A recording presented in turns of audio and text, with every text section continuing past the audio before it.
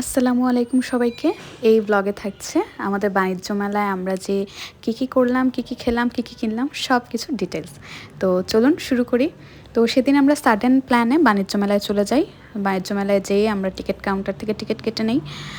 Ticket অ্যাডাল্টদের জন্য ছিল 50 টাকা করে, আর যারা ছিল চাইল্ড তাদের জন্য 25 টাকা করে। তো আমরা 1 নাম্বার গেট দিয়ে এন্ট্রি নিয়ে নেই।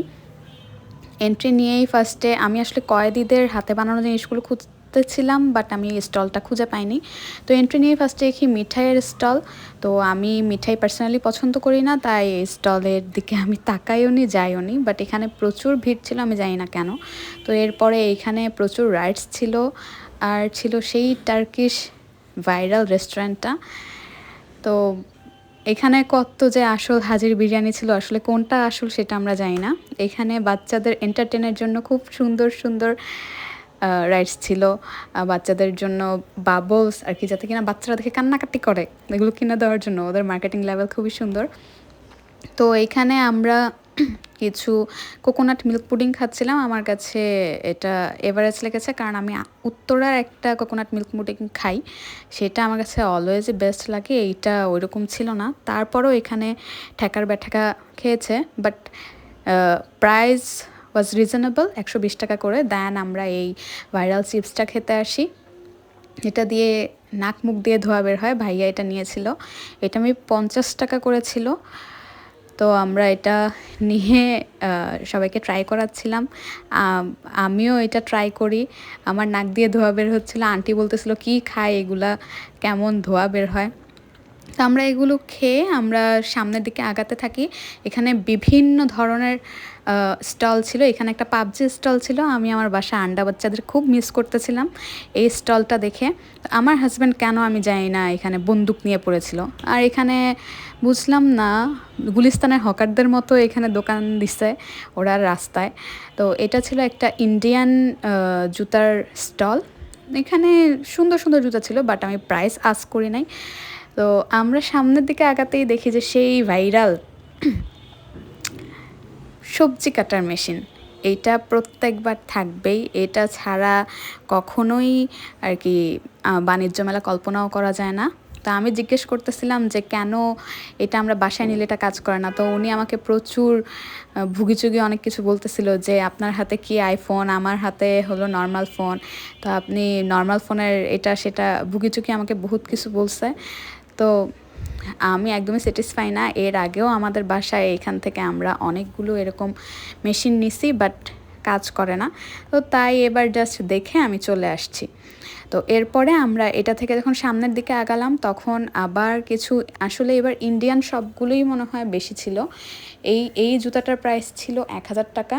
তো আমার কাছে এটা মোটামুটি লাগছে, আমি যেহেতু একটু হাই হিলের মধ্যে পড়ি। তো আমি সামনে যেয়ে দেখি যে এই জুতিটা, এটার প্রাইস ছিল 1500 করে। তো আমি আর এই জুতাগুলো নেই, কারণ আমার কাছে ওভার প্রাইস মনে হয়েছে। তাই আমরা সামনের দিকে যাই, সামনে গিয়ে দেখি এটা একটা পাকিস্তানি শলের দোকান ছিল আর কি, সব স্টল ছিল।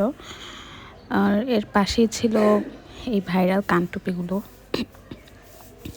এইগুলোর প্রাইস 1000 করে যাচ্ছিল, বাট আমার এখন তো শীত শেষ, আর এগুলো নিয়ে কি করব। তো পাকিস্তানি যেই স্টলগুলো ছিল এগুলাতে কাশ্মীরি শলের কাপড়ের 2 পিস 3 পিস ছিল, যেগুলো রিজনেবল প্রাইসেই আমার কাছে লেগেছে, 2K or 3K-র মধ্যে। আমার কাছে এটা 2 পিস ছিল, খুব ভালো লাগে। তো এইটা ছিল টেবিল গার্নার। এই টেবিল গার্নারগুলো এগুলো সবগুলো নাকি পাকিস্তানি ছিল। এই ব্যাগটা আমার হাজব্যান্ড বলতেছিল কারো মাথা ফাটানোর জন্য খুব কাজে লাগবে। ব্যাগটার প্রাইস ছিল 200 করে, না জানি 250 করে।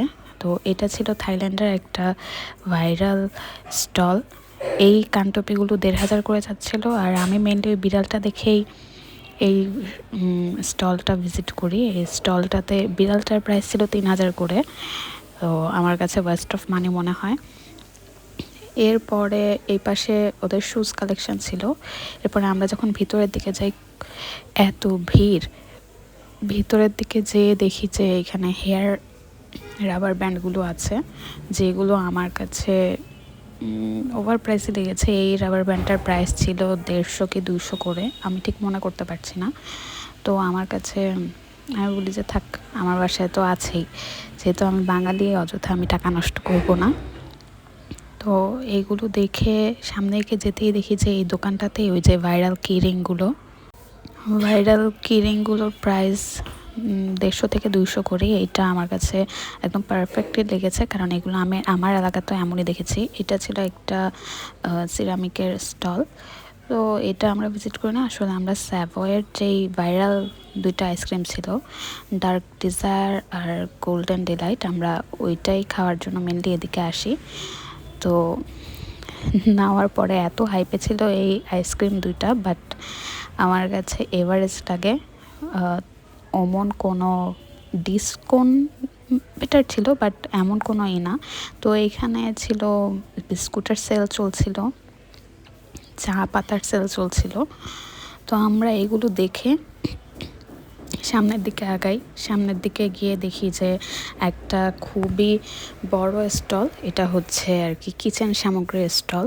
এখানে আপনারা যত ধরনের হাঁড়ি পাতিল আছে সব কিছু পাওয়া যাবে। আমার কাছে খুবই ভালো লাগে ওদের যে স্টেইনলেস স্টিলের হাঁড়ি পাতিলগুলো আছে, এগুলো নাকি এগুলো অ্যালুমিনিয়ামের আমি ঠিক জানি না, বাট ইনশাল্লাহ নেক্সট টাইম যেয়ে নিব। তো আমরা এই স্টলটা ভিজিট করেই, আচ্ছা এগুলো এক একটা এক এক প্রাইস। এরপরে আমরা চলে যাই কমফোর্টারের স্টলে। আমার কাছে কমফোর্টারগুলো ওভার প্রাইস লেগেছে, কারণ এক একটা প্রাইস যাচ্ছিল 6K or 7K করে, যা আমার কাছে মনে হয়েছে এটা নর্মালি আমরা শপে গিয়ে 3K or 4K মধ্যে পাই। তো এরপরেই আমরা একটা কার্পেটের স্টল ভিজিট করি, যেটা আমার কাছে ভালোই লাগছে। ইনশাল্লাহ নেক্সট টাইম নেব। এইখানে 33% ডিসকাউন্ট দিচ্ছিল, যেগুলো কিনা আমরা নর্মাল দোকান থেকে 100-200 টাকায় কিনি, সেখানে খুবই ওভার প্রাইস দিয়ে 33% ডিসকাউন্ট দিচ্ছিল। তো এরপরে মেলাতে আমি ঘুরে এই সব একই ধরনের স্টলই পেলাম। তো লাস্টে আমরা একটা রিবানার স্টল ভিজিট করি। এটাতে আসলে আপনারা সবাই চিনেন রিবানাকে, সব অর্গানিক প্রোডাক্ট নিয়ে ওরা কাজ করে। তো ভিজিট করে আমরা বের হয়ে যাই। তো আমাকে প্লিজ সবাই জানাবেন আপনারা বাণিজ্য মেলা থেকে কে কী কিনেছেন এবং আপনাদের কাছে কেমন লেগেছে, আর আমার পেজটিকে ফলো দিয়ে রাখবেন। Thank you.